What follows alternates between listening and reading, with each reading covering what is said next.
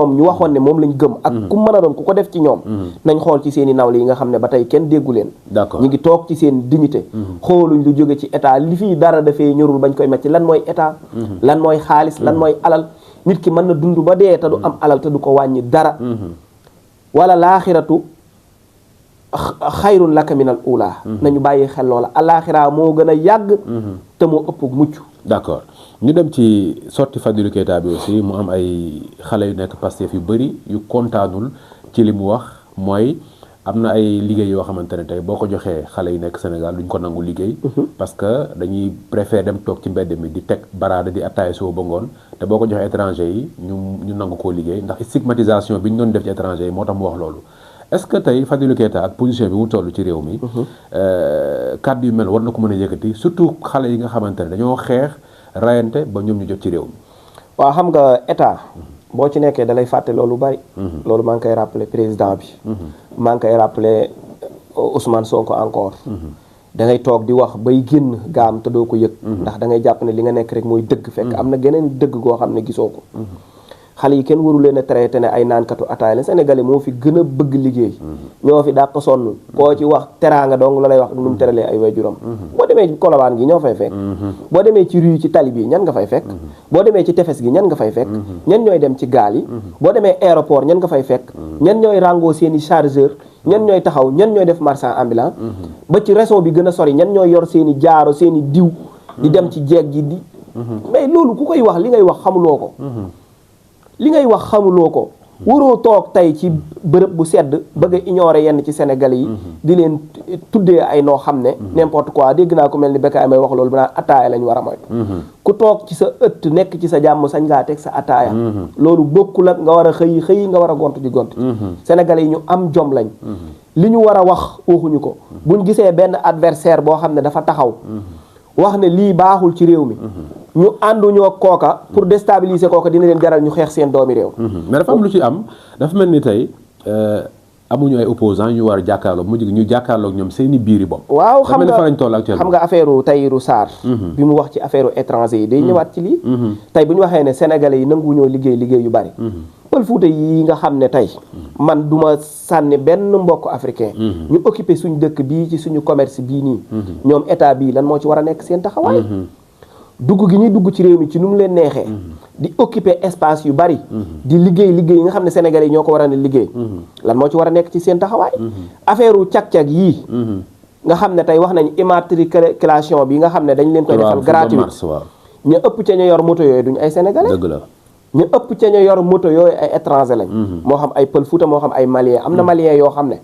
ci seen oto malien yi di dugg ci biir réew mi ci la ñuy teg seen moto bu ñëwee ci réew mi wàcce ko point cag yii ñoom ñoo fa nekk loolu lan moo ci war a nekk seen taxawaay yii yëpp ay problème la yoo xam ne ñoom ñoo ko war a régler est-ce que nekkuñu di sóoraale affaire u CEDEAO bi diggante dëkk africain non mais loolu manees na koo sóoraale te du tee kii dugg ci sa réew nga identifier ko teg ko ci aw yoon nit amul droit jële am motoom réewam ñëw dugal ko ci sa réew di fa liggéey ñu ci bari bu yàggee dañ fiy am ay kër am fi ay nationalité te wax dëgg yàlla nit ku ne mën naa toog réew moom dëkk bu fekkee da ngay dem ci am réew liggéey yóbbu la fa boo liggéey ba pare nga delluwaat sa réew sénégalais yi ñu ngi tukki fépp ci àdduna ba waxee dañ naan sénégalais yi ñoo fi dàq tukki waaye sénégalais yi duñ toog fenn fuñ tukki bu fa seen waxtu ñibbi si jotee dañuy ñibbi ci seenum réew ndax seenum réew lañ bëgg mu jàkk na kenn ku ne toog ci réewam defar réewam ba ñu ko tukki ñëw ci suñu réew waaye na nga fiy duggee ak nag fi nekkee luñ war a xool la duñ leen bàyyeeg seen place suñu espace yi ñu occupé ko seeni góor ak seeni jigéen nekk ci suñu réew mi di fi dund nu ñu neexee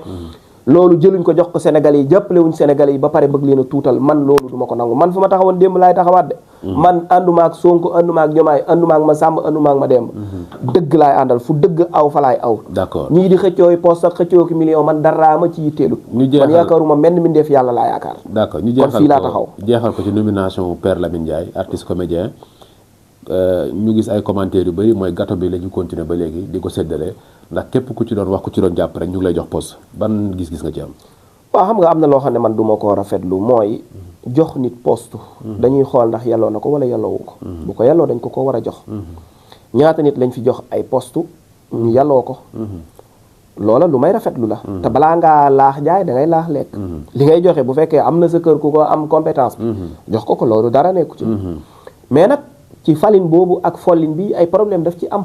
waaw parce que moom lañ doon xasee ñi fi nekkoon. kala léegi am na ñoo xam ne tey dañ doon saaga ñi.